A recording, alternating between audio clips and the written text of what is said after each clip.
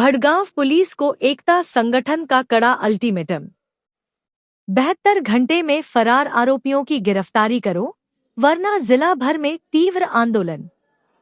एकता संगठन Jalgaon police station के police निरीक्षक doctor Mahesh Sharma को आक्रामक अंदाज में लिखित निवेदन सौंपते हुए फरार मुलजिमों की फौरन गिरफ्तारी की मांग की है। Reporter Mohammad Faizal, CID trust news, Maharashtra, Bhusawal.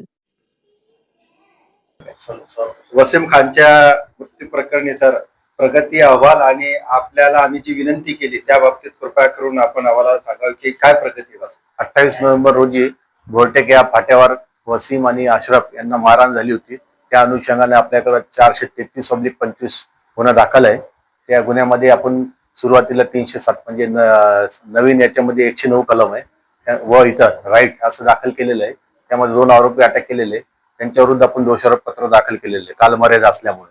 उर्वरित एक आरोपीला 5-6 दिवसापूर्वी अटक केलेले, सध्या MCR मध्ये आणि टोटल आपण सध्या 5 आरोपी निष्पन्न केले, त्यापैकी 3 अटक आहे। दोघाला आम्ही पाठपुरावा करत आहोत। एक 4-5 दिवसात ते आरोपी लवकरात लवकर अटक होऊन जाईल आणि त्या अनुषंगाने पुरावा चांगला गोळा करून आरोपीला शिक्षा कसा होईल हा आपला मेन उद्देश आहे। त्या अनुषंगाने आम्ही प्रयत्न करू।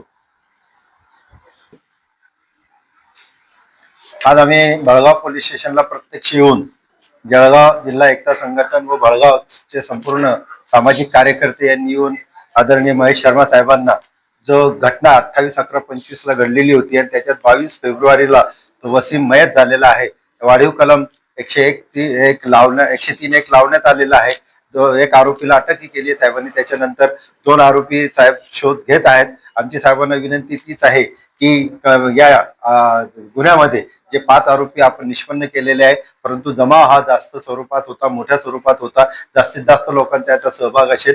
परंतु आमची या ठिकाणी आपल्याला विनंती की ज्यांचा सहभाग होता, ज्यांनी प्रत्यक्ष सहभाग घेतला, ज्यांनी मारहाण केली त्या लोकांना सोडता कामा नये, जेणेकरून कायद्याचा धाक त्यांच्यावर राहणार नाही। जर ते सुटले तर कायद्याचा धाक त्याच्यात राहणार नाही। ही विनंती वजा लेखी निवेदन आम्ही द्यायला आलेलो होतो याच्यासाठी की पुन्हा वर्सेस गव्हर्नमेंट ऑफ इंडिया मध्ये सुप्रीम कोर्टाने 2018 साली एक सायटेशन दिलेलं आहे की जर अशी मॉब लिंचिंग झाली तर त्यावेळी पोलीस आणि प्रशासनाने न्यायालयाने कोणती कारवाई करेल, त्याबद्दल आम्ही साहेबांना विनंती केली। साहेब त्यांचं अहवाल पीपींना पाठवून योग्य ते मार्गदर्शन घेणार आहे, त्याबद्दल आम्ही त्यांचं या ठिकाणी आभारी व्यक्त करतो। आणि त्यांनी शब्द दिलेला आहे की कडक कारवाई करण्यासाठी चांगले पुरावे ते गोळा करीत आहेत, त्याबद्दल आम्ही त्यांना सर्वतोपरी सहकार्य करू एवढं बोलतो। धन्यवाद। फारुख शेख, एकता संघटन, जळगाव।